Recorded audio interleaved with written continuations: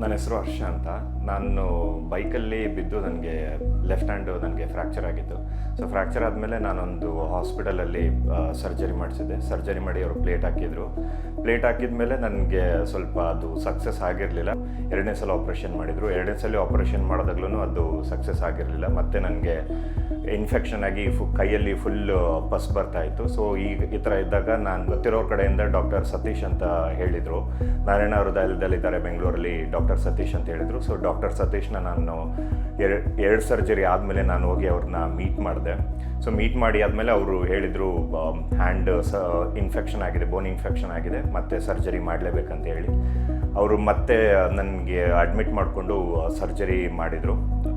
Previous day admit ಮಾಡಿಕೊಂಡು next day ಅವರು admit ಮಾಡಿದರು, ಆಪ್ರೇಷನ್ ಮಾಡಿದರು. ಸೊ ಆಪ್ರೇಷನ್ ಮಾಡಿ ಆದಮೇಲೆ ನನಗೆ ಹೇಳಿದರು ಬೋನ್ ಗ್ರಾಫ್ಟಿಂಗ್ ಮಾಡಬೇಕಂತ ಹೇಳಿ. ಸೊ ಬೋನ್ ಗ್ರಾಫ್ಟಿಂಗ್ ಎಲ್ಲ ಮಾಡಿದ್ದಾರೆ ಇವಾಗ ಆಪ್ರೇಷನ್ ನನಗೆ ಲೆಫ್ಟ್ ಹ್ಯಾಂಡಲ್ಲಿ. ಆಪ್ರೇಷನ್ ಮಾಡಿ ಆದಮೇಲೆ ಸ್ವಲ್ಪ ನನಗೆ ಪೇಯ್ನ್ ಇತ್ತು. ಅದಾದಮೇಲೆ ನನಗೆ ಡಿಸ್ಚಾರ್ಜ್ ಆದಮೇಲೆ ಇವಾಗೆಲ್ಲ ಏನು ಪೇಯ್ನ್ ಇವಾಗ ಬರ್ತಾಯಿಲ್ಲ. ಸೊ ಇವಾಗ ಆಲ್ಮೋಸ್ಟ್ 4 months ಆಗಿದೆ, ಆಲ್ಮೋಸ್ಟ್ ನಿಯರ್ ಟು 5 months ಆಗಿದೆ. ಸೊ ನನಗಿವಾಗ ಪೇಯ್ನ್ ಏನೂ ಇಲ್ಲ. ಸೊ ನನ್ನದು ಆಫೀಸ್ ಕೆಲಸನೂ ನಾನು ಮಾಡ್ಕೋತಾ ಇದ್ದೀನಿ. ಆಮೇಲೆ ನಾನು ಎಸ್ಪೆಷಲಿ ನಾನು ಸ್ಪೋರ್ಟ್ಸ್ ಆಡ್ತೀನಿ, ವಾಲಿಬಾಲು. ಸೊ ವಾಲಿಬಾಲ್ ನಾನಿವಾಗ ಎರಡೂ ಕೈಲಿ ನಾನು ಏನು ವಿತೌಟ್ ಎನಿ ಪೇಯ್ನ್ ಇಲ್ದಲೇ ನಾನು ಆಡ್ತಾಯಿದ್ದೀನಿ.